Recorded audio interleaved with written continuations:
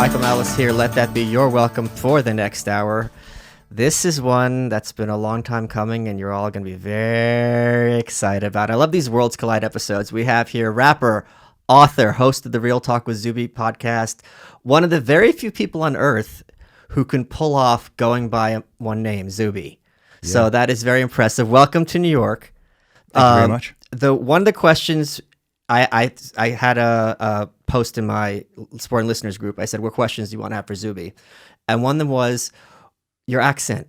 What's your background? Where'd you grow up? Where does it come from? Because it doesn't sound that strong. Yeah, sure. So it confuses everybody. Yes. In the UK, everybody thinks I'm American. Right. And in America, most people also think I'm American. So I actually grew up in the Middle East in Saudi Arabia. Oh. I moved there when I was 1, and I lived there for 19 years. When I was there, I went from preschool up until 5th grade.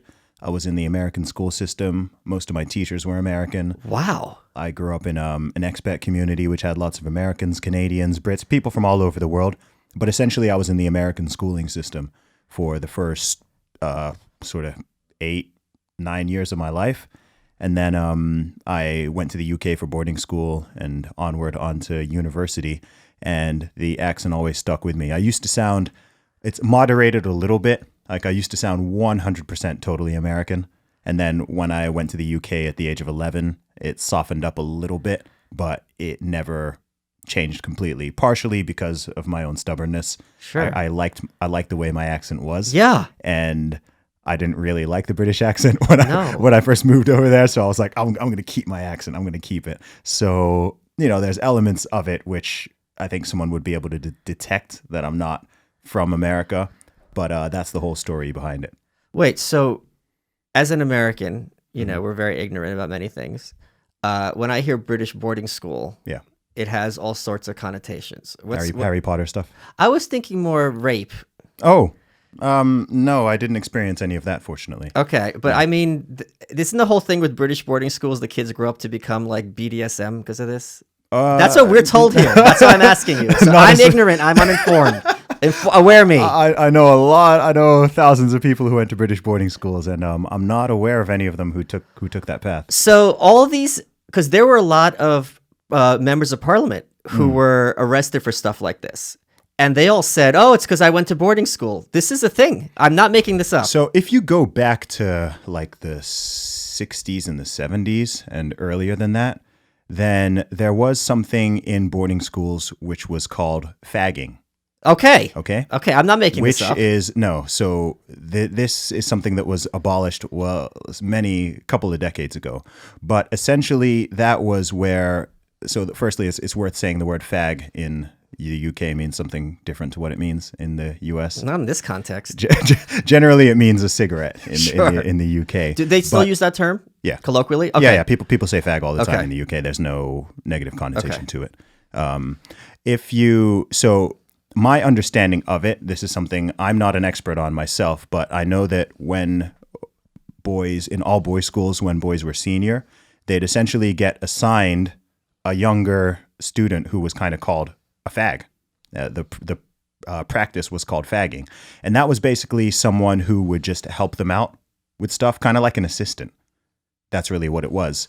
But whenever people are in certain positions of Lord power, of as we know, certain people will abuse that.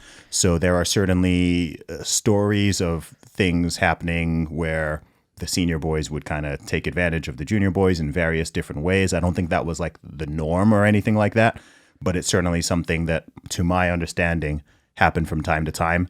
But that practice was gone and, cast out way before I went to boarding school. I know Whittaker Chambers, this was something he was involved in. Okay. Because when I was writing my book, I really hate him, I got to mention just casually that he was bisexual, so that was really kind of a treat. Yeah.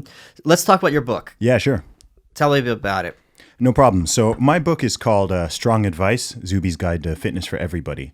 So it's an ebook that I wrote and released earlier on in the year. I'm someone who's been going to the gym and training for more than half my life now. I started training when I was like 15 or something, not really knowing what I was doing, just following advice in the bodybuilding magazines, eating far too much food. I mean, I weighed more when I was 15 than I weigh now. Huh. Okay. Yeah, That's interesting. massively overeating, stuffing myself, eating when I wasn't hungry. And, I got some good gains. By the time I was like 16 or 17, I was way stronger than the average man. And I used to play rugby. So I really got into training because of that. And so I essentially wrote the book that I wish I had when I first started out. So over the course of time, whether it comes to training or diet, I've made, just like most people do, I've made a whole bunch of mistakes and errors and wasted time, wasted money, done stuff way more inefficiently than I could have done. So I wanted to write a short, concise, straightforward book, primarily aimed at beginners to intermediates, to really help them understand the basics around mindset and motivation, diet, and training. I was feeling really good about my bulk until you came in here. So now I'm going to go do one set of poison until completion. I've never done a bulk in my life, so. What you did a bulk when you were 16? That was kind of a bulk. Okay. Maybe I did like one epic bulk to begin with. So you're against the whole bulk cut. Yeah, I don't like bulk. So you like lean gains kind of thing? Absolutely. Okay. Yeah. Let's talk about regimen. Okay. Okay.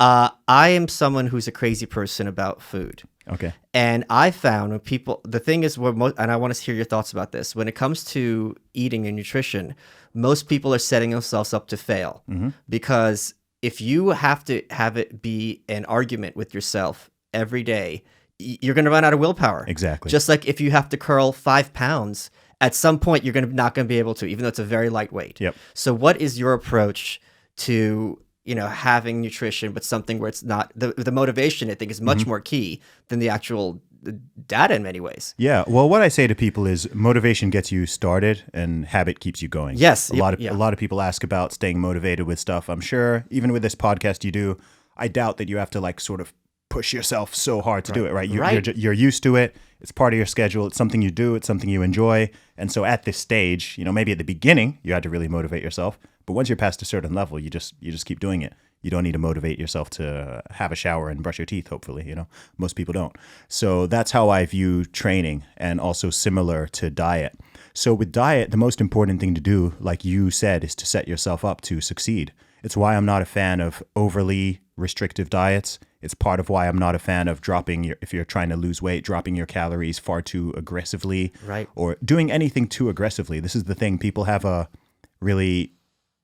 have patience, right? Right. People want to lose weight. They're like, Zuby, how can I lose this much weight in 2 weeks? And I'm like, why in 2 weeks? What's happening in 2 weeks? And they're like, I just... Would it be so bad? This happened to I was talking to my friend over the weekend. Yeah. I said, what if instead of 20 pounds in 2 weeks, it's 20 pounds in 6 weeks? What difference does it make? And psychologically, if you're making that progress, it's reinforcing itself in a positive way. Yeah, absolutely. And you're going to maintain it. You're more likely to maintain it because it's hard to trick your body, right? Your body has, there's something called homeostasis, which basically means your body wants to stay where it is. Your body doesn't really like change, whether that's regulating your body temperature, regulating your weight, anything like that. So when it comes to weight, you can't sort of trick your body. You can't just cut your calories down to 300 per day if you need 3,000. Right. And expect that there's not going to be a backlash. You might manage it for like 3 days through sheer willpower, but then you're going to have 3, 4, 5 days where your body is going to almost force you to eat 5,000, 6,000 to compensate for what you missed out on. So I'm a big advocate of what I call flexible dieting. So that's basically not totally eliminating any food groups or any macronutrients or anything like that. So I'm not a big fan of totally cutting out carbs, or even some people criticize me for this one. I don't even think you need to totally cut out sugars or totally cut out any food group or any specific food, because as long as it fits into your macros and your calories are on target for what you're trying to do, whether that's gaining or losing, then it will work. There might be some people who feel better and perform better and feel better satiated on higher fat and lower carbs, whereas for some people it might be higher carbs and lower fat, or whatever the case may be, and that's fine. But as long as they're hitting their numbers, that's fine. So if there are certain foods you really like eating, I'm not a big fan of totally depriving yourself of this thing. It's why I don't even like the idea of cheat meals. Right? People ask, Zuby, do you do cheat meals? Do you have a cheat day? I'm like, no, I just cheat a little bit every day. And you know what else? Yeah. If once in a while you skip the gym, it's fine. Yeah. If there's an emergency, you're traveling. I mean, Dude, you have to give yourself space to say, it's okay to take a vacation. My muscles they're not balloons. If I don't go to the gym today, then tomorrow it's not starting from scratch. No. But that's the mindset people get themselves into. Yeah. To be honest, a balloon is probably quite a good metaphor because it takes a pretty long time for a balloon to deflate if you leave it. Yeah. It will deflate, but it takes time. I mean, I've been in the States now for 2 months. This is my 10th city that I've been in, and I haven't had regular gym access in the way that I normally would when I'm back home. So I've managed to train. I've probably been averaging 2 gym sessions a week since I've been out here, if that. Like, I've had a couple weeks where I haven't made it to the gym at all. And it plays on you more psychologically than it does really physically. Like, I don't think someone would look at me and be like, oh my gosh, Zuby's physique looks totally different in these 2 months, right? If I didn't tell people that, I don't think they'd notice. I can feel it sort of psychologically. Yeah. Oh yeah. And I'm sure when I get back to in the gym, I've probably lost a little bit of strength. And you're going to be sore as hell that first day. Yeah, exactly. But it comes back. I've been training for 16 years. I'm not going to suddenly lose 16 years worth of progress in such a short time. So coming back to what we were saying, people just need to be a little bit more reasonable with themselves, especially if you're not a professional athlete or a professional bodybuilder or something like that. I mean, if you are, then you gotta go super hard. You might have to spend 4 hours, 6 hours a day in the gym. You might need to make sure you never miss a meal, make sure you never cheat, make sure you got everything 100% on point. For most people, it's like, man, if you get it right 80% of the time, then that 20% is not going to make you fail, right? Just get the basic stuff right and be consistent with it, and you will do better than 95% of people. Think about a job interview. Yep. It's half an hour. Odds are you're going to say one thing that if you look back, you'd changed it. That's not going to unless it's really, really bad, it's not going to make or break the job. Same thing. You got a month, one day you miss a workout or you eat something terrible, you're at a wedding, you gorge a wedding cake. In terms of the month, it's irrelevant. Yeah. So this is, I think, the biggest issue when people have these adversarial relationships with the gym and with food. You can't say, I'm going to have infinite willpower. No. It's not possible. No one does. No, nobody does. And you shouldn't really need to because, like I said, once you get to a stage where you've formed habits and you're also enjoying it, it's important to do stuff you enjoy as well, right? Like I enjoy powerlifting style training, right? I can understand that deadlifting really, really heavy weights and benching really, really heavy weights and whatever might not be the most fun thing for everybody. I do recommend everyone does do compound movements and strength training, the big three. To some degree, but you don't need to go as far as a competitive powerlifter or a competitive bodybuilder or anything like that. It's like find the thing that works for you and gives you good results and that you can enjoy or at least not hate, and then you can build it around that. If you really, really, really hate running, but you love swimming, cool, swim more. If you really like cycling, cool, cycle more. Like you can, whatever it's weights, cardio, you can find the thing that works best for you. I'm very much a lone wolf in the gym. I like to train by myself. If you're someone who finds it really hard to motivate yourself, get a training partner. If you like group classes, then you can do that. I've been training for a long time. I've never been to a class in my life, but for some people, that's the thing that'll get them going. And if you're in the gym and you are on your cell phone having a personal call in between sets, you should be shot in the face. So that guy who was there on Sunday, I hope you get hit by a car. And I'm not even joking a little. You're doing pull-ups on your cell? What the hell are you doing? That's quite impressive. It wasn't, because the pull-ups were shit. And he's talking about work in his normal voice. And it's like, what are you doing? Get out of here. I'm trying to, was that like a one-arm No, thing, he had the earpiece. Oh, the earpieces. You know what I mean? Okay. I was going to say. What, Patrick Bateman? Get the fuck out of here. I'll always be closing. Shut the oh my God. That really, really bothered me. And you always know the phone calls are always stupid conversations to have. Of course. Let's talk deadlift. Oh, yeah. Okay, which is the mother of all lifts, probably. Yeah. And that's the one that... Nobody can mess with me on that. So you're the world champion. So for those who British don't know, women's champion, yeah, you said, all right, I'm a woman. How much did you pull? In that video that went viral was just 230 kilos. So that's like 500 pounds. It's like 510, something like that. That's no joke. Yeah. I can do way more than that. What's way more? My max is 606.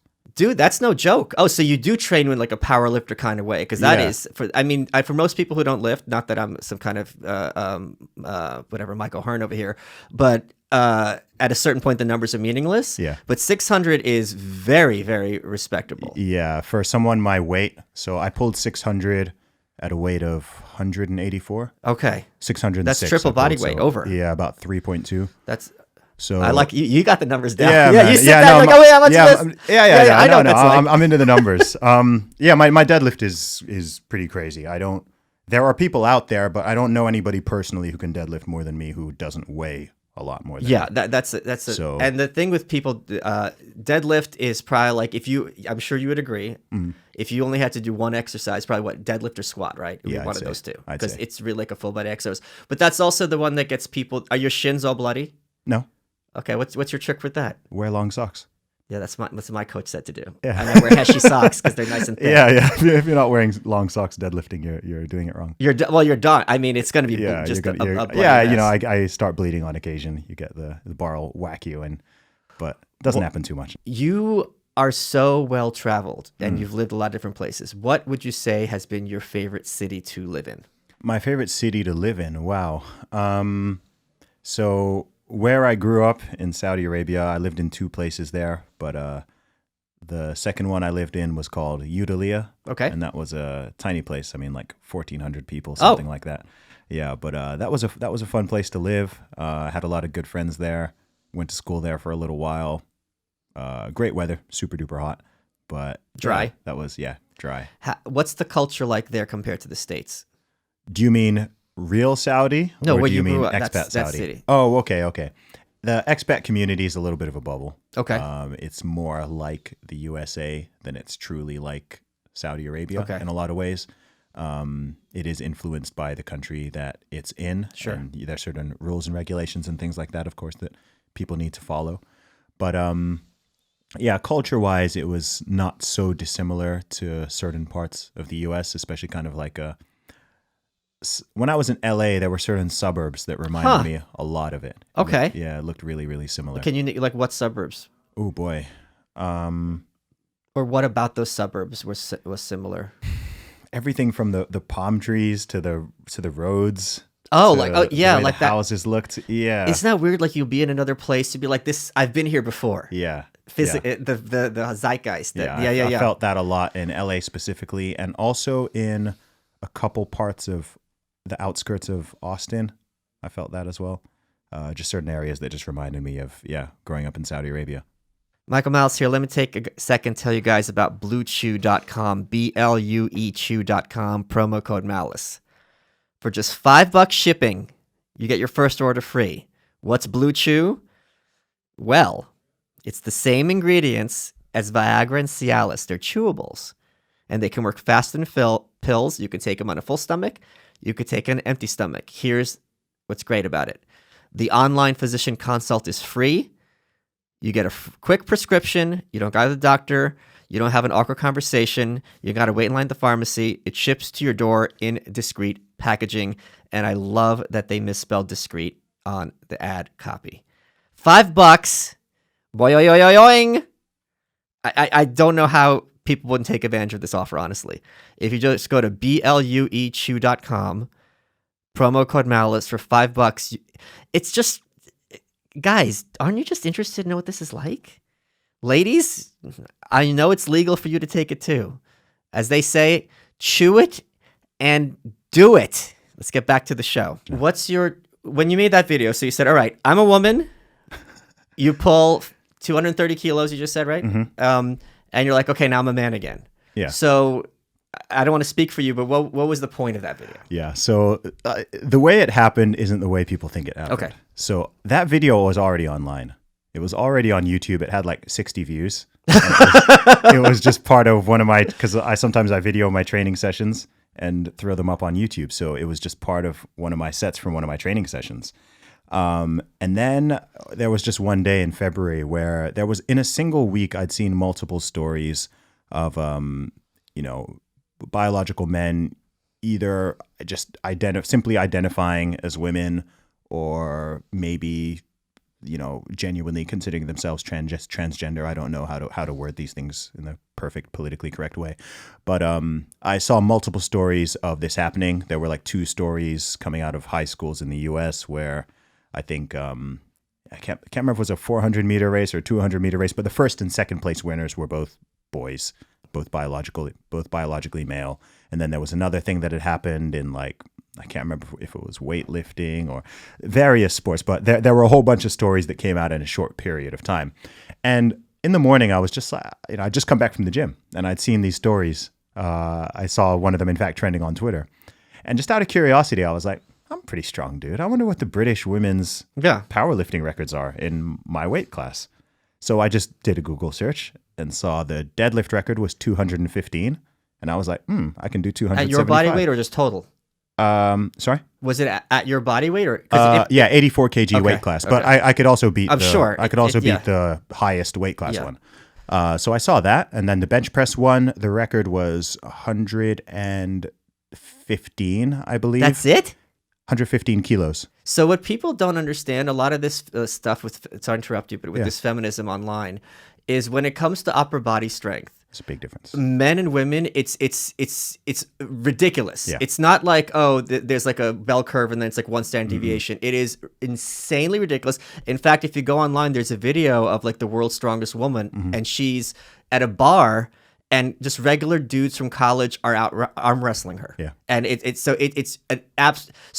that's a 225 is you're going to find at any gym 50 guys who could do that. Sets of it.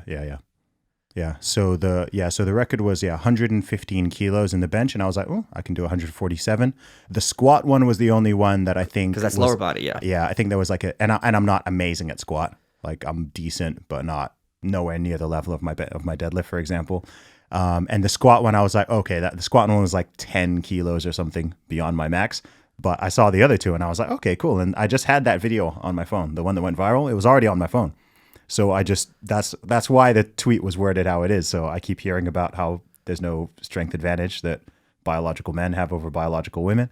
So watch me destroy the British women's deadlift record without trying. And then I wrote the PS I identified as a woman while lifting the weight. Don't be a bigot, as the sort of final line. And I think that final line was really what aided it in its virality. So I just posted that there, just thinking, it'll get a couple of LOLs from at the time I posted it, I had 19,000 followers on Twitter. Yeah. I just hit 158,000. That's awesome. Right? And so I just tweeted it there thinking, okay, it'll get a little, and then within about 3 minutes, I realized I had created something. It just started going nuts. I think after about 20 minutes, the video had 10,000 views. After about an hour, it was up to like 50,000. And I was just seeing it getting retweeted into all these different spheres. I was like, boom, Piers Morgan retweeted this and Coulter retweeted this. So it just went crazy. It took on its life of its own. By the evening, it was up to 300,000 views and I'd gained like 5,000 followers or something. And it just kept going. The next day, I started getting calls from the BBC, from the Sunday Times, from various news and media organizations. And this just continued for several weeks. Was it like haha, or were you getting a lot of heat? Primarily, it was haha. Okay. Right?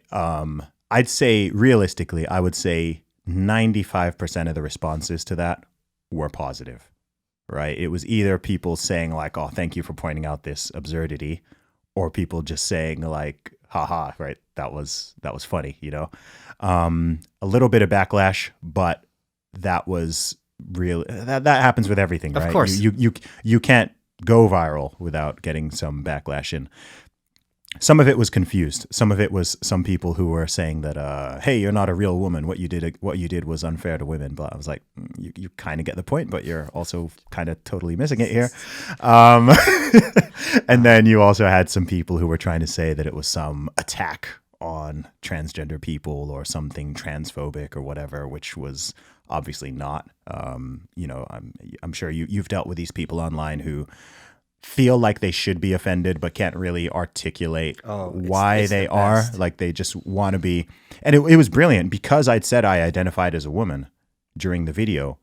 Their arguments just fell down because it was just a checkmate. Yes. Because you've been telling me and everybody else for all these years that a woman is anybody who identifies as a woman. Trans women are real women. Exactly. So I've just identified as a woman. Yeah. You don't know my backstory. You don't know what's going on in my brain. And now you're denying me the right to be a woman. So I started responding to these people, telling them that, they're misgendering me and that they're committing acts of violence against me by not recognizing the fact that I'm a gender fluid, transgender female when I weightlift, and so on and so forth. And they didn't really have anywhere to go. So the backlash was, it wasn't something I really worried about. It was just like, yeah, okay.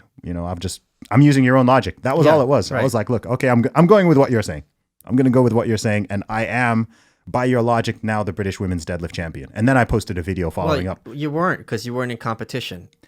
Yeah. So technically, technically, you really want to be technically. Well, I broke the record. Okay. Yeah, I broke the record. And then I also, and then I did the bench press one for 3 reps. Okay. As well. So I did show off. Yeah, I put up 125 for 3 reps. Okay. So I had a video of that on my phone as well. So I posted that and said, hey, just took the British women's bench press record as well for reps. So come at me. Come at me, sis. So it just went bonkers. It kept going for weeks. I started getting invited on to do various interviews on TalkSport Radio and various BBC stations and things like that. And it just kept growing. Then Joe Rogan picked up on it and talked about it on his podcast, and that gave it like another wave. Yeah. Tucker Carlson talked about it on Fox News. It got to the stage where it was even brought up in Congress, in U.S. Congress, when they were discussing the Equality Act, which was something that would have potential impacts on women's sports and things like that. And one of the Republican congressmen actually brought it up, saying, "Well, what about this guy Zuby in the UK who's recently done this?" What people don't understand is a lot of these organizations don't have a choice by law. If that person has legally, identified as a certain gender, they have to let them compete as that gender. It's not up to them. No, yeah, but that's how far it's going. So. A lot of people ask me, oh, why did you do that? What was the reasoning? And it was like, look, I'm just pointing out that this doesn't make sense. And I'm telling you why it doesn't make sense. This whole idea that there's no difference between men and women is probably one of the most stupid ideas that is currently being floated around, that some people genuinely seem to at least pretend to believe in. Like, I don't believe that anybody really believes it. I feel like we're living in, we've just gone to so many layers of absurdity. Like, there's no one in the world who can say that. It just doesn't make sense. Well, the other thing that people, just the level of ignorance in terms of the conversation. Like, I have no problem having this with someone who's informed, but you will have people say with a straight face, yes, she can take hormones, but she's not allowed to take steroids. It's like, steroids is testosterone. I know. It's a hormone. Yeah. It's literally the same. It's like saying I'm for baby cats but not kittens. It's like this is literally the same substance. Yeah. So that steroids are an unfair advantage or whatever, blah, blah, blah, blah, right? But you're saying that this biological female or vice versa or the male is basically born as a woman taking steroids, if you want to look at it that way. So you're just going to pretend, someone took steroids for 20 years. Yeah. Now they put on a women's uniform. They're going to be an even playing field. And how does that make sense? The advantage is even more than just that. Sure. Because even if you've gone through puberty, right, even the height, the lung capacity, the reaction speed, the bone size, bone structure, right? It's not the ability to not complain every 5 minutes. Ooh, controversial. I didn't say it. I get myself in enough stuff. Michael's here the ability to use a map. Michael's here trying to go to me. The ability to be friends without talking shit behind their back constantly to your other friends. I think some women would actually agree with you on that one. Of course. Those are the trans women. So it's so it's one of those things where it's like, it seems silly on a surface level as well, but I think part of why it went so viral was because it was making an actual legitimately important point without ranting and raving and shouting and screaming. It was just using satire yes. in a way to highlight something that is, it seems silly, like when you talk about, but it's like, it has real world repercussions, man. If you're really thinking about girl sports and women's sports and things, it's not males, it's not men that are going to be affected by this stuff. You're right. And then it's really extra funny because a lot of this stuff is being pushed by more liberal leaning so-called feminists. And it's like there's this weird conflict there where you're kind of like completely sabotaging your own supposed movement. Like, I mean, I'm like, this is the real patriarchy. The patriarchy is the idea that I can tell you I'm a woman and then I can just like walk into a women's powerlifting competition and with my beard, like I don't even need to shave my beard, and everyone is supposed to just sort of be like, okay, yeah, this is Zuby and he's a woman. And all the women who are competing there and who have been training so hard and doing everything they need to do that and now have to compete with a dude. And not only that, they don't have a right to complain. No, they don't have So it's if they even say like, this is unreasonable. You're a bigot, you're this, you're that, you're evil, you want Hitler. It's like, I don't want Hitler. I just want to be able to compete with with people who are biologically female. And this is happening in kids' schools now? No. I was talking to one of my friends, and their daughter is 10, and she's already had to compete 3 times against boys. What, transgender boys? Yeah, at 10. So, like, people don't even realize this is really becoming a thing, right? So if there's a 10-year-old boy in their class who says that he identifies as a girl, the girls now have to compete against the boys. So it's happening at multiple levels. Like a lot of people aren't seeing it yet. They think that, oh, this is not really. I've been sounding the alarm bell on this for a long time, and a few other people have, of saying like, look, this is what's going to happen, and people are like, no, that's not going to happen. You're being alarmist, whatever. And it's like, no, this is becoming a genuine issue, and it's not fair. Like it's just simply not fair. This isn't about. It's not about hatred. It's not about bigotry. It's not about transphobia or wanting to exclude anybody. And if it were not ideologically driven, there is a really simple solution to this. This is the thing. Like if the issue that you're really worried about is having a group of people, no matter how small it is, who are not allowed to compete at all, there's 2 very simple solutions. One, you have an open category. Sure. Yeah. Right? You have an open category. American Idol. Which, by the way, yeah, most men's sports are not actually technically men's sports. Right? I did not know that. Yeah. Anyone could compete. Okay. Anyone can compete. It just so happens that if you're going to take the best basketball players in the USA and put them in the NBA, like the NBA doesn't have a rules, I don't believe, saying you have to be a man, right? It's just that all the best players are going to be men.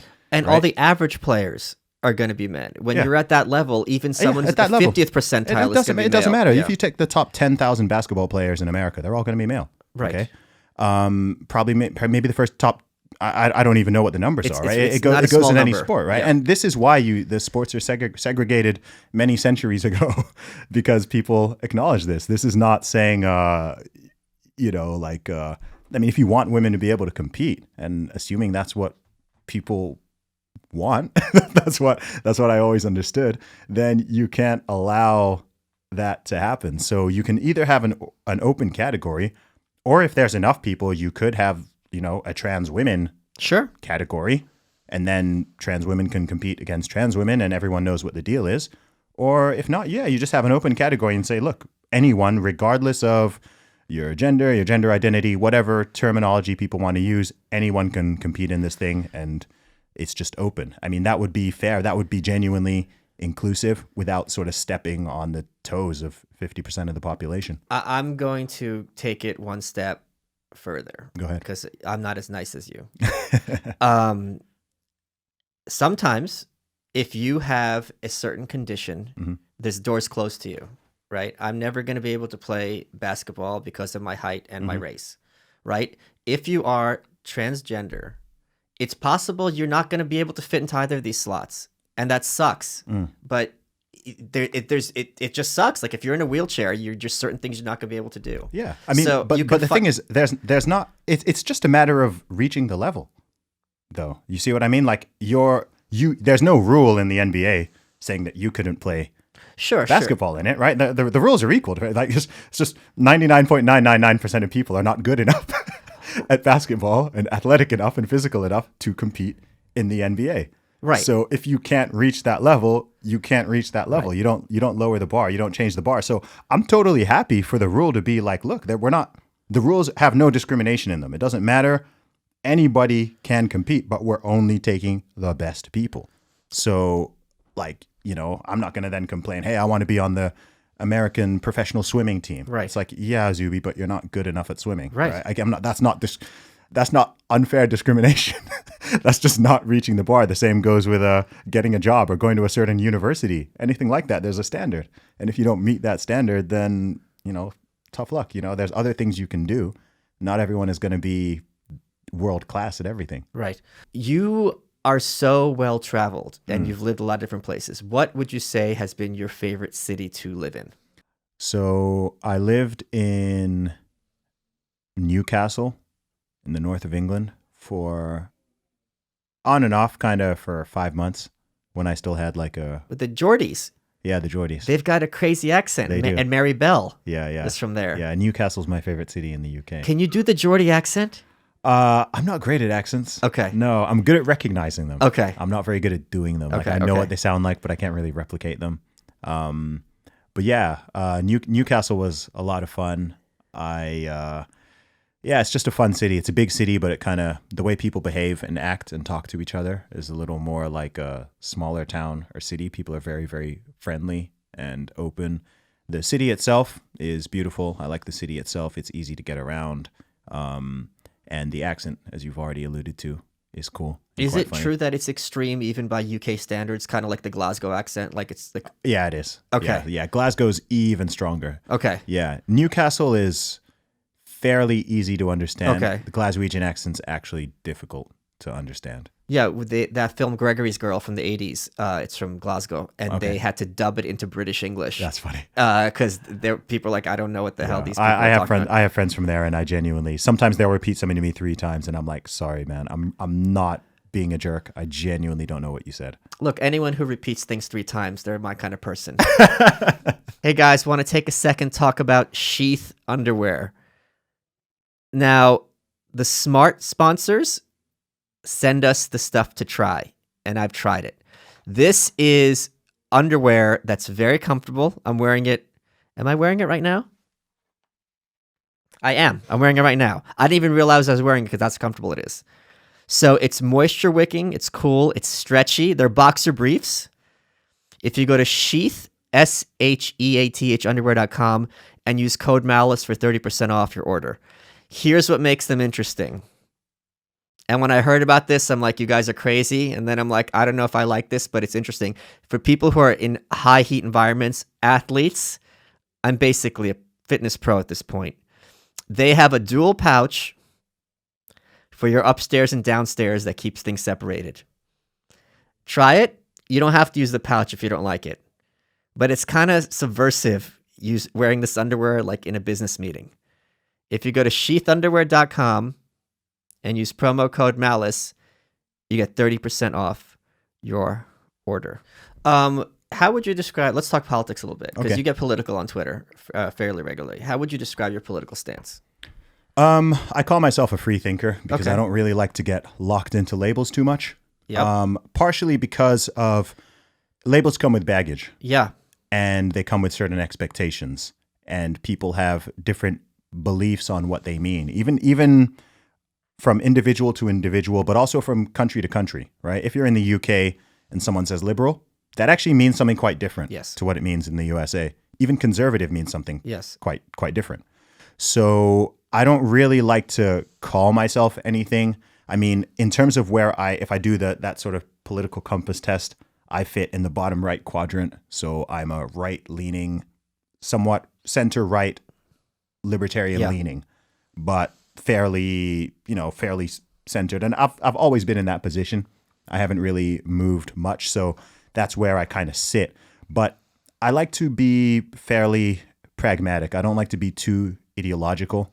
I think this is the joke I made on Joe Rogan. We know we're living in a time where people say that gender is fluid, but Yeah. politics is binary, right? So people are you on the right or are you on the left? And I'm like, these are the options? Is there no Is there no nuance? Can you not be like, okay, I agree with this, but I agree with that? Oh, I can figure out which one you're on easily. You know do you know my litmus test? What's that? Okay, I said this question when I was on Rogan. Do you think some people are better than others? In what regard? However you want to answer that question. I need to know specifically what you mean. Do I think anybody's life is more valuable than anybody else's? No. That's not what I said. Are some people better than others? At certain things, of course. Okay, then you're on the right. So if you're on the right, you say yes. If you're on the left, you give a speech. You give a speech. This literally happens 100% of the time. That's so funny.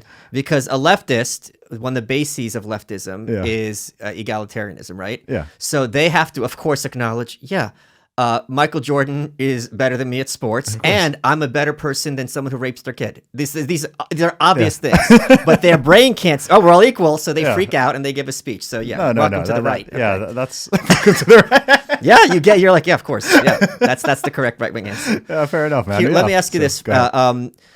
As someone who's from Britain, so Thatcher is a very polarizing people. Lots of people love her. Lots of people hate her. Am I correct to understand that everyone thinks Theresa May is really the worst?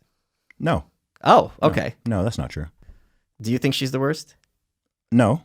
Okay. Not really. I think she was somewhat ineffective, and I don't think she was the right person at the right time for that role, especially given that she was supposed to lead Brexit, and she's not someone who at heart is pro-Brexit. So having someone leading that whose heart is not in it and who doesn't really have a particular type of strong, assertive personality, she was kind of set up to fail.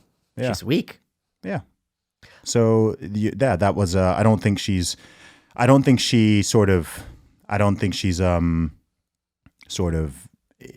immoral or had bad intentions. Oh, or I don't anything think anyone like thinks that. that. I just think she's incompetent. Sure. I just think ineffective in that particular role, and it's it didn't really make sense to have. I know David Cameron stepped down because his heart wasn't in Brexit, right?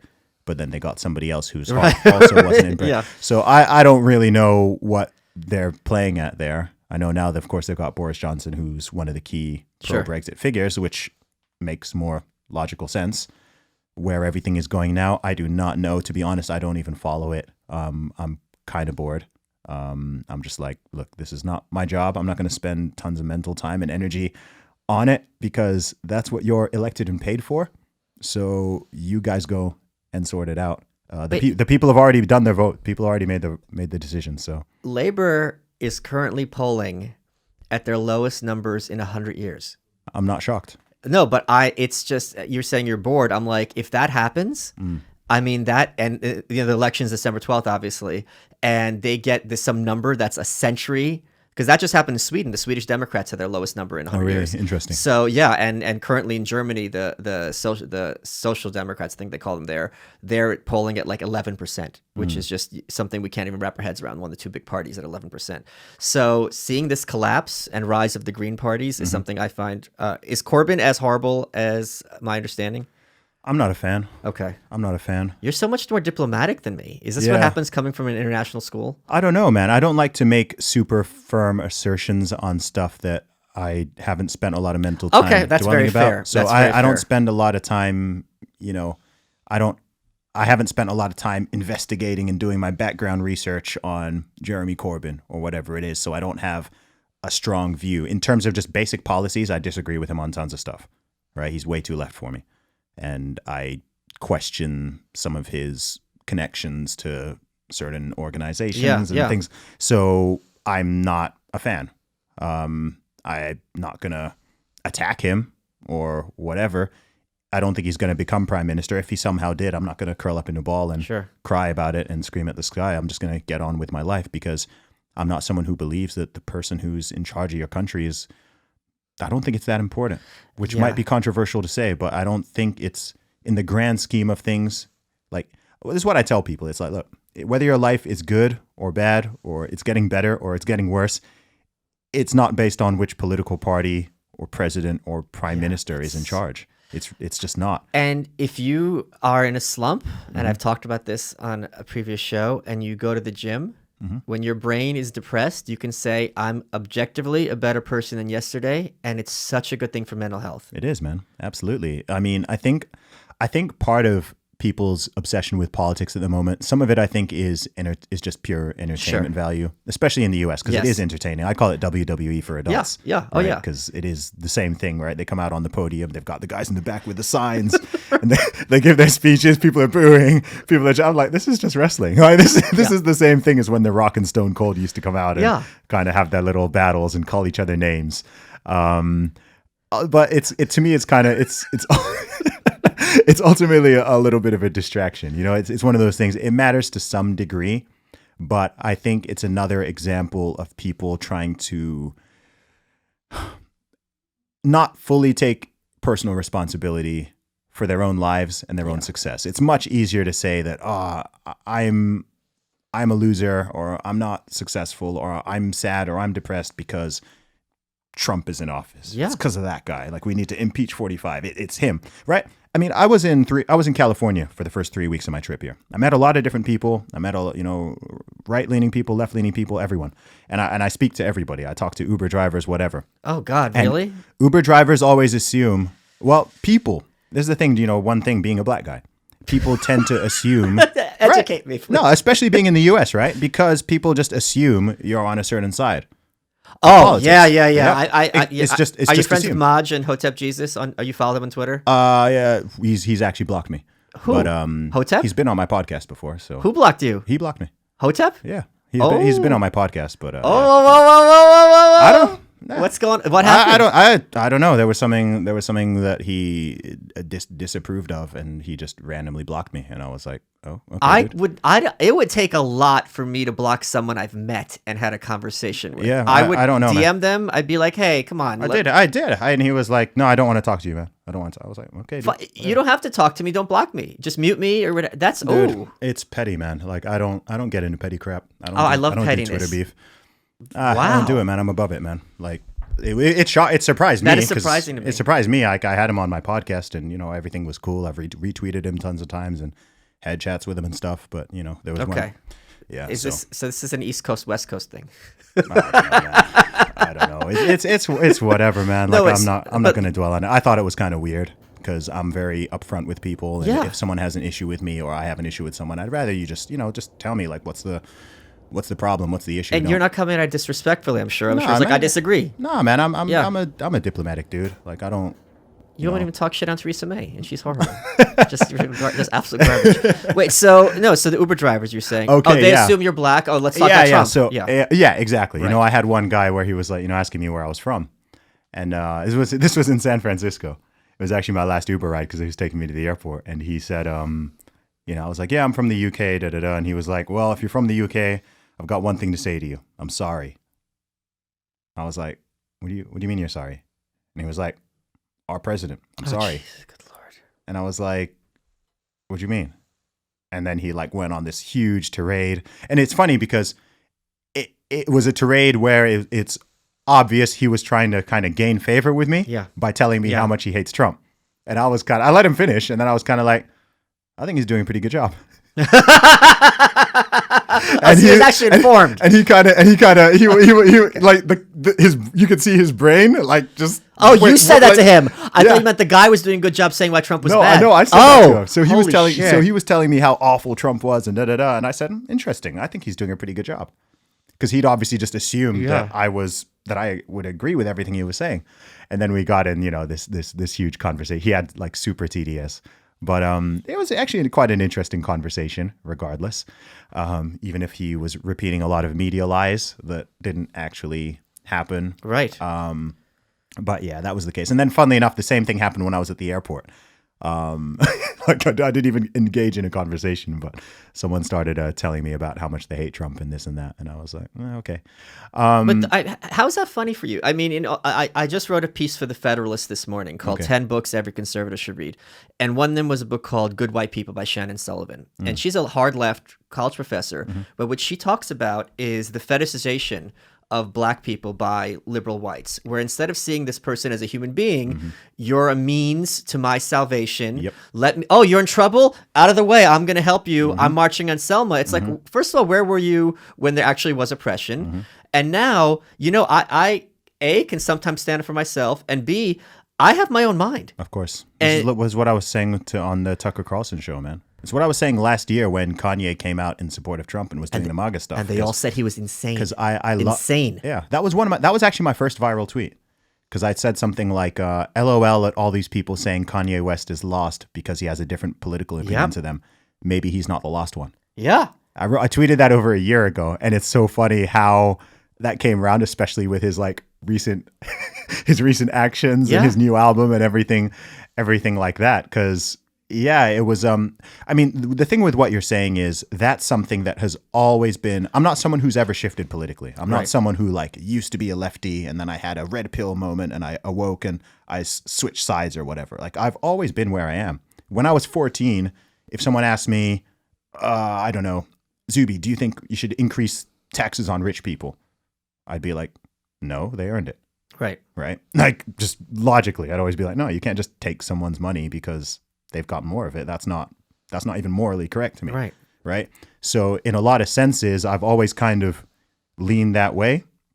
And so all through my life, and also keep in mind, I'm in music, man. Yeah. I'm in music and entertainment. Everyone's left. I'm like the only British rapper. Left and uninformed. I'm like the only British rapper who exists who's not blatantly left wing.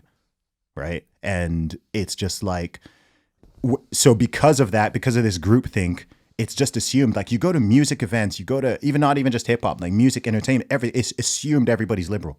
You can tell because by the way people talk, someone will be addressing a whole crowd. Right. And they'll just happily say stuff which they wouldn't say if they didn't believe everybody was already on the same page. Right. So they think that everybody voted Remain in the Brexit vote. They assume that everybody likes Labour. They assume that everybody likes Jeremy Corbyn. They assume that everybody hates Trump, right? Hates, not dislikes. Yeah, hates. yeah. It's not enough to say, he kind of sucks. No, you have to hate him. Yeah, but it's just weird how it's just assumed. And then with me, it's kind of like a double because I'm not just in the music and entertainment world. I'm also, I'm also a young black guy. So people just assume, oh, you must hate Trump, right? You're a person of color. Hate that word, term even. You must have this position. You must believe you're oppressed. I've had arguments with white liberals about whether or not I'm oppressed. They're trying to convince me that I'm oppressed and say, oh, but Zuby, you're not really seeing it. And I'm like, what do you mean I'm not seeing it? You're here talking about people that live. Why is it so important for you for me to feel oppressed? Yeah, but people also get angry when you don't go along with it. And this is something I've always noticed, right? I've had conversations with people, even people close to me, who think that all racism. I've had people say this, that racism is a right-wing thing, right? That racism only exists on the right wing of the political spectrum. What about Woodrow Wilson? And I'm just what like, are you talking about? I'm just like, what are you talking about? Because it's like, to me, it's like marketing. I think lefties, liberals are good at marketing, right? They've kind of got this marketing and branding where they've somehow managed to convince millions of people that conservatives are just racist and that everyone on the right is some sort of, if not a Nazi, close to it. Comfortable with it. Yeah. They hate brown people. They hate immigrants. They hate women. They want to oppress them. They want to control their bodies. They want to do this. And people buy that hook, line, and sinker. And then when someone meets an actual conservative or an actual Republican or something, or realizes somebody is one, they kind of have this weird thing in their brain where they're like, oh, I thought you were all such and such. I thought you were all evil, racist white men or something. How can a young black man or a young Asian woman or whatever be on the side of things? A young black trans woman. Yeah. Exactly. You see the same thing with how people respond to, figures like Candace Owens or Brandon Tatum or, some of the more prominent young black Republicans and things like that. And it's like, I've always just seen that. And I've always seen the left-wing version of racism too. To me, it's a lot more clear and prominent now than any sort of serious right-wing racism. I think I would say that when it goes to an extreme, sort of far right racism and sort of far right perspectives and things can in some ways be more obviously sort of dangerous and immoral. Whereas on the left, it kind of comes with, I kind of say there's like a, you know, there's a hug before the bullet. Yeah. Right? You get a straight bullet there. That one, it's like, oh, you know, it comes under this mask or this guise of the greater good. You see what I mean? So even if it's someone talking about, even the concept of white privilege, to me, that's a racist concept. When people are like, oh, what do you think of a white? I'm like, to me, that's racist in multiple levels, right? One, you're literally just, again, you're just assuming stuff based off of people's skin color. You're just assuming that, okay, so I'm black and this person is white. So it's also like, to me, a weird form of like almost left-wing white supremacy, right? It's like you think you're just taking it as a given that white people are advantaged or superior in some sense, and that all these poor POCs need our help. We must help them and whatever. So when you come across someone who's like, nah, I reject that, right? You were talking about that. That's when people sort of get angry. They're almost like, how dare you? Don't you know your place? Yeah, boy? you're supposed you're supposed to be oppressed. Why aren't you shouting for reparations and screaming about systemic racism and oppression and all this? And I'm just like, well, that's not my perspective. That's not my experience. In most cases, I've traveled to way more countries and way more cities than most of these people saying this stuff. And I've been to places where, I mean, I've traveled around Central Europe, Eastern Europe. I've been to Estonia, Slovakia, Slovenia, Bulgaria, Serbia, all these places. And nobody was racist to me. These are places where people are thinking, like, there's barely even black people in these places. And I've had people like, are you sure you want to go there? Like, it might be a bit. I'm like, well, I'll go there and I'll see. Lo and behold, I was like, oh no, like, stuff is fine. Maybe if I went there 40 years ago, it would be really different. But even places like that, let alone the UK or the USA, I'm like, man, I'm not seeing all this stuff that you're telling me about. I'm not seeing all these, crazy, horrible, racist people like who are supposed to be treating me in an awful way or whatever. And that's one thing that I've always liked. I think one thing, I don't like to speak in really broad brushstrokes, but one thing I sort of almost prefer about conservative leaning people is that they just don't make assumptions and that they genuinely treat you equally, right? There's no kid gloves. Yeah. There's no, ooh, Zuby's in the room, so I can't say, oh, there's a black guy here, so we need to just totally change our wording. You know what I mean? Like that kind. We had? Huh? You heard about the meeting we had here? No. Oh, sorry. Yeah. So I to me, that's just like genuine equality, not like giving me, I'm very opposed to affirmative action, like racial-based affirmative action and stuff like that. I'm like, look, I don't lower the bar for me. That's demeaning. Don't lower the bar for me. Don't treat me worse, but don't elevate me beyond everybody else either, just because by dint of my skin color. You are so well traveled and you've lived a lot of different places. What would you say has been your favorite city to live in? So I haven't actually lived there, but I've visited a few times. What I do sometimes when I'm at home is I've got a full length mirror actually. And when I walk through it, I end up in this place called Wonderland. There's a book that was written about it. There's a girl called Alice who I know who spent quite a bit of time there. And it's a fun place to go to. Like, there's this cat there and he's got a really, really big smile and he's pretty funny. It's a little bit weird. People act like a little bit strange there from time to time, but it's fun. There's things that you can do there that you can't really do in lots of other places and cities. And it's not a place that a lot of people honestly get the chance to visit, but I enjoy Wonderland, and I've got a few good friends there, and yeah, it's pretty dope. Have you ever had the jam there? No, I haven't actually tried that yet. Is it good? Well, it's always jam tomorrow and jam yesterday, but never jam today. Oh, fair enough, man. So yeah, because of that, I've never really had a chance to try it, but maybe if I go back tomorrow, I'll have the opportunity. You need to go back yesterday. That's the trick. Guys, want to take a second to tell you about vincerowatches.com. If you go to vincerowatches.com/malice, they have all the info you need. You get 15% off your order. Here's why they're great. They sent me one. It looks awesome. These are exceptionally crafted watches sold at unexceptional prices. You're starting out, job interview, date, whatever in the office. It's a great way to stand out. And a good watch goes with virtually every outfit. And they've got a ton of great ones. They're a great conversation starter. Oh, where'd you get that watch? I went to vincerawatches.com/malice and I got 15% off. And they're going to say, how do you spell that? And you say VINCERO watches.com. They go, no, Malice. I go, you don't know how to spell malice? You don't need a watch. You need a dictionary. Let's get back to the show. It takes a lot for me to get angry. Yeah. Did you see what Tom Arnold said to Diamond and Silk? Ooh, I saw what he said to me.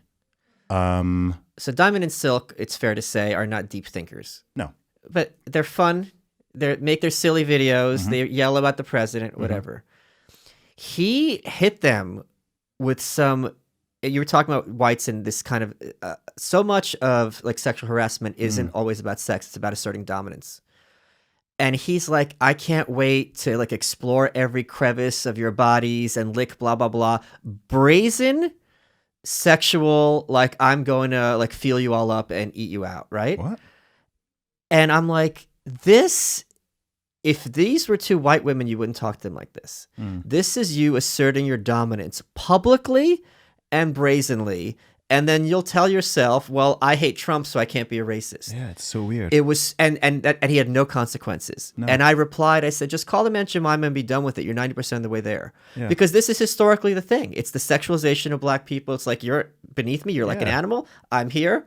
And I'm not going to treat you like a human being. And the tweet is still up. Yeah, and I was like, you are a horrible, he's terrible, despicable person. Yeah, I don't like to talk about individuals, but you know, I mean, I was at the A3C Hip Hop Festival in Atlanta a few weeks ago, which, you know, of course, being a hip hop festival in Atlanta is, you know, mainly black people. And I posted a tweet about how I was surprised, kind of pleasantly surprised by the number of people there who had heard of me through Candace Owens' podcast or Joe Rogan, Ben Shapiro, etc. So I was saying, oh, that was quite intriguing to me. And so I said something about that, and he responded saying something like, oh, it sounds like you were at a KKK rally. Or are you sure you weren't at a KKK rally or something? And I'm like, what on earth? Ben Shapiro, closet Nazi. Yeah. No, but Candace Owens, closet Nazi. Yeah, and here I'm literally at like a predominantly black festival and conference, and I'm telling you that young black Americans are telling me that they heard me and saw me on these shows, and you're like, oh, it sounds like you read it. Well, And in all fairness, if you could be a what's wrong with woman, you? why can't they be in the Klan? Yeah, dude, I've been. Have you heard? You know, people are calling Kanye West a white supremacist. I've been called a white supremacist. Candace Owens has been called a. This is the thing. It's like people just say like the wildest stuff, and they have such little self-awareness. Yes, that's the thing of how and no consequences. That's no, the thing. This is the thing. You remember when this stuff happened with Kanye last year, and they were like, you know, they had that statement around the news, and they said, "Oh, this is what happens when Negroes don't read." Do you remember that? No, I do not. Holy shit! They were there talking about Kanye West on I think it was CNN. Yeah, it was CNN. They were talking about Kanye West on CNN, and having a little back and forth between different people about, you know, his Trump support and the MAGA hat and whatever. And then, you know, they're saying stuff, and then at the end, you know, someone smirks and goes, "Well, this is what happens when Negroes don't read." And I'm like, that is the most brazenly racist, like genuine, like, you know, people throw the word racist around a lot, but I'm like, hang on, can you, like, what? No. What if someone at Fox News said? I'm just like, and no consequences. No consequences. No one. People are like laughing, and I'm just like, wait, that's actual, like, that's legitimate racism, right? Brazen, like brazen, and you know, no apology, no nothing, and I was just like, wow, like it's really coming out now. But that's the other thing. They think it's funny. Yeah. It's not like, you know, the Klan where they're coming at it like, oh, we got to save our country, blah, blah, blah. They think it's a joke. And that to me is even more disturbing, how you can be so brazenly offensive and be like, ha, ha, ha. It's like, it's not funny. No. And you're it telling really wasn't. everyone that audience who thinks Kanye's reasonable. Yeah. Maybe they don't agree. Like, oh, I get where he's coming from. Yeah. Oh, you're just whatever slur you want. Yeah, I mean, you've seen it before. I mean, I can't remember which was it. Was it Bette Midler who took that photo of at a Trump rally, and he had loads of black people behind him, and she said that they're either stupid or she said something like, to be a black Trump supporter, you either need to be A, stupid, or B, brainwashed, or something like that. And I'm just like, to me, stuff like that, I'm just like, wait, like, what? What if you just want to see the president and think he's funny? Yeah. What if you just have a capacity to think by yourself and you happen to have a different political opinion? Do you want to hear my nuke for Bette Midler? You're what? I have a nuke for her. A nuke? Yeah. I haven't used this on Twitter because I think it might get me kicked off. But this also works for many people, and I'm going to reveal my nuke. Okay. I'm like Kim Jong-un. I have nukes. So the nuke for her is, it must be frustrating being closer to your coffin than to your prime. Ooh, ouch. That's a bit much. That's a nuke. Yeah, that's a bit much. Because she is, well, her, I would have no problem using this, because I don't know if you saw this tweet she just recently pulled, where because of the whole Syria stuff, she goes, I don't support political violence, but it's a good thing that Rand Paul's neighbor broke his ribs. It's like, you are a cunt. You're a horrible human being. There's a lot of hate on that side, man. There really, really is a lot of hate There's on that even side. a difference between hate, like, I hate you, I think you're disgusting, I don't want to talk to you, and someone tackled you and put you in the hospital. Bravo. But you see it all the time. You see people sticking up for Antifa. See people, Andy No gets sent to the hospital. Yeah. However you pronounce his name, or it's Go, it's one of the two. Yeah. And they're like, the important thing to remember is he's not a journalist. No, the important thing to remember is he's in the hospital. Yeah. And not the funniest, but the most ironic thing with that is he is an Asian gay man. So, right. So you so-called champions of the, oppressed minorities, or people who you feel may have been subject to some kind of oppression, or what, right. You're now applauding the attack by gay bashing by dozens of people. Yes. 1 versus 12 with weapons, who have just unprovoked attacked this guy who can't even it's just it blows my mind. And to me, I see it so clearly, but it seems like other people are just totally blind to it. Because, I've got more like liberal leaning friends or whatever, and I'm trying to explain certain things to them, and they're almost acting like, I genuinely think oftentimes they don't see them because they're not in the Twitter world. Sure. They're not in this conversation as much as I. And I'm like trying to show them these examples of like, look, this is what's going on. Like, people are being beaten in the street for wearing a Trump hat. And then you people are like, yeah, but you probably shouldn't wear that hat in public. That's what freedom means. I wear what the fuck I want. What if I dress what are like you a doing, slut? right? How would you feel if someone was wearing a Black Lives Matter t-shirt in public and someone ran up on them and beat them and took their t-shirt? What would you call that? I'm Jewish. I wouldn't be happy if a Nazi got sent to the hospital for wearing a swastika. No, that's a slippery fucking slope. Yeah, they're allowed to, right? And you remember the whole, you had the whole punch a Nazi thing. Yeah. And then punch a Nazi, and then you call everybody you disagree with a Nazi. And all of this stuff, I'm just like, I don't know. It gets frustrating for me because it seems like some people really clearly see it, and you get everything I'm saying, and you're like, of course. But then other people you talk to, and they're just like, yeah, but I don't know. They're always excusing it, and I'm like, look, I'm not going to make excuses for political violence, right? And then you'll get people like, oh, well, what about Charlottesville? And I'm like, no conservative condoned what happened at Charlottesville, including Trump. Everybody condemned it. Nobody was like, she shouldn't have been in the way. No, nobody said that. Nobody defended those guys. But it's like, so it's like, okay, I'm happy to condemn anything that comes from here, but then you people want to be like, Antifa stands for anti-fascist. So, you're against Antifa? So, what? You're pro-fascism?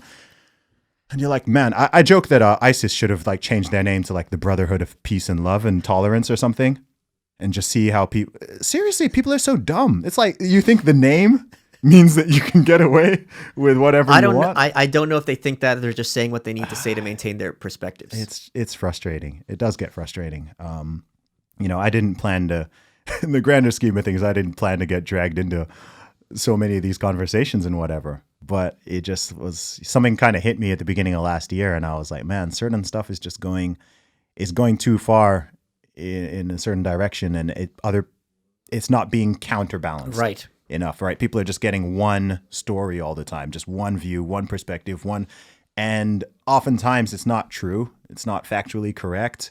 It's very, very heavily biased. So I'm like, look, more voices are needed to just kind of balance out this narrative that people are being sold. We never even had a chance to talk about abolishing the police in the prisons. Oh yeah, which we'll have to do another time. Okay. Which I think I can maybe not bring you over, but at least let you understand that's not a crazy perspective. So we're running out of time. Yeah. What has been your favorite part of the interview? Of the interview? Wow. I'm trying to reflect on all the things that we've spoken about. I would kind of just say having an opportunity to talk and vent on some of these issues, not like one thing specifically, but just yeah, I don't know. I think conversation is healthy, and I felt like I could just be myself and speak freely and talk to somebody who gets it. You are welcome.